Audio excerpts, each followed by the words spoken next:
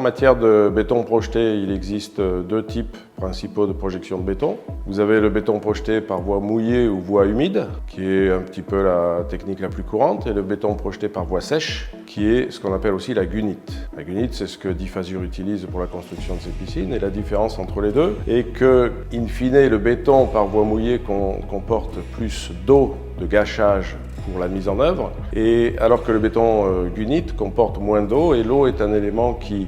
va plutôt affaiblir les caractéristiques mécaniques du béton, ce qui veut dire qu'un béton gunite ou projeté par voie sèche va avoir des caractéristiques mécaniques plus importantes qu'un béton voie mouillée ou un béton projeté par voie humide. Donc il y a une caractéristique essentielle de différence en rendu et dureté, qualité du béton final, et puis ensuite au niveau de la mise en œuvre. D'un côté, le béton par voie mouillée nécessite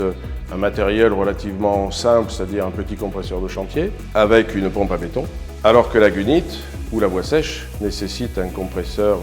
beaucoup plus important, un compresseur de 22 à 25 000 litres, ainsi qu'un rotor qui est un équipement très spécifique pour pouvoir acheminer le béton sec à travers le tuyau jusqu'au canon où l'eau est simplement introduite en bout de canon pour pouvoir fabriquer réellement du béton frais à tout instant de la projection.